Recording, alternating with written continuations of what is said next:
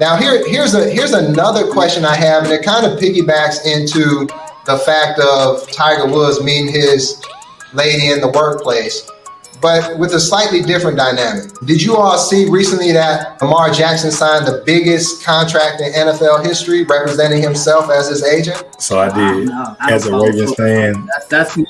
Look, as a Ravens fan, yes, I saw that. And what were you saying, Danielle? I don't follow football, but that's smart. I can say on the surface that's a smart strategy. Well, yeah, it's funny because I don't follow football either, but I follow the money, and I saw that number pop up, and I was like, okay, right, and I did because I have friends, and I have friends like artists and others who are Ravens fans, and and so I see it come across my timeline. What I also noticed, and this is the question I have, is I noticed that it seems like they drug him through the mud for years in order to get that money, right? It's like stories were leaked about how difficult he was, how he wants the guaranteed money, set a precedent for the NFL when it comes to a fully guaranteed contract, like the other guy out of Cleveland, and all this other narrative that I never heard come out of his mouth, right? And then it was floated at, well, we offered him this, but he rejected that. It was like a one-way conversation, right? Like, we leak this information, the media goes ahead and runs with it. The media and the fans attack him. People were talking about how he wasn't smart, representing himself, and like all of this stuff. And then the most insulting part was, it seemed like they were putting a franchise tag on him every year. And then the latest franchise tag was, like almost an insult because it's the lesser amount than what they could do.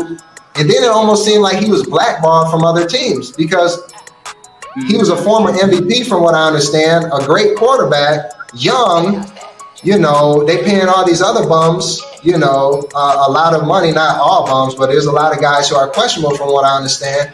Yet when it comes to him, no other team wants him all of a sudden, right? So here's my question. That's my question. So would you stay with an employer that you had to endure all of that stuff for 2 years, and you may not get his amount of money at the end of the day, but you may get, let's say you get the amount that you were initially seeking. Would you feel good about signing on with that company for an additional period of time? No, that's why I'm self-employed. Right. Not only do I understand, I agree. With having to deal with everything that he had to deal with, be it as a business move or not, I guess he looks at it as he has a timeline to him being able to, he has the ability to do. So it was just, hey, this is what I'm trying to achieve. I will put myself in the best predicament where not only will I receive what I'm trying to achieve, but I will also set the bar for the next person.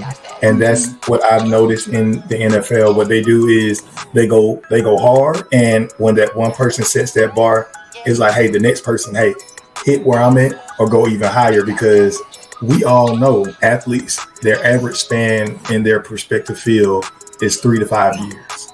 With me having 2 cousins that played in NFL, I saw one of my cousins hit the brightest light that you could ever imagine. And now he's no longer in NFL. And he went from being a top prospect in college football to being a person who was able to achieve everything that he wanted to achieve, but being out of the NFL for 5 years. So with Lamar Jackson literally being able to do what he did, I applaud him. But will I say that it would be peaches and cream in that organization for him?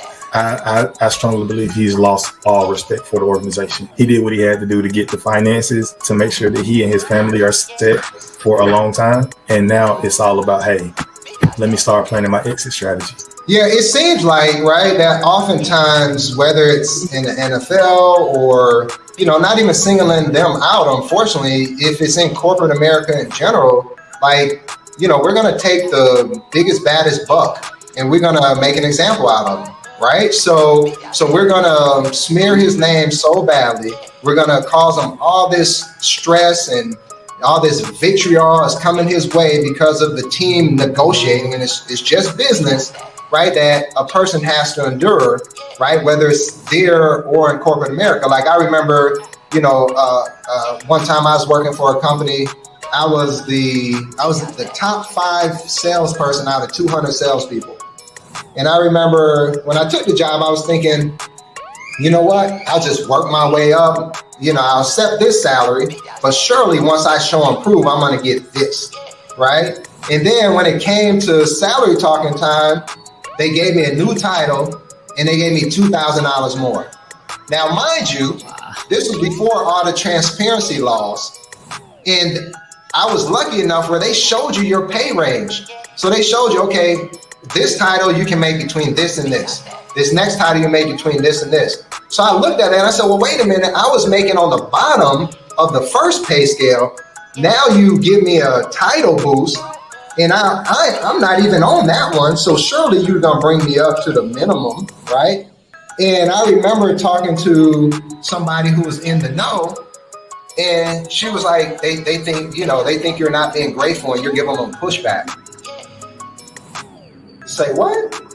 Right? So I think a lot of times, it's meant to, like just shut up and be grateful when you truly know your talent and how great you are, right? And I feel like that's what they were doing to Lamar. And with that company, in my situation, I got a far better offer where my salary almost doubled, right? 6 months later.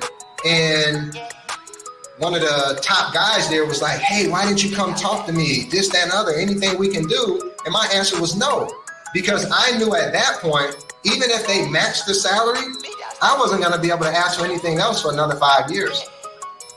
Right. Right? And then you'll end up plateauing. Yeah, they really act like they did me the greatest favor ever of matching what somebody else was going to do when they recognized my values.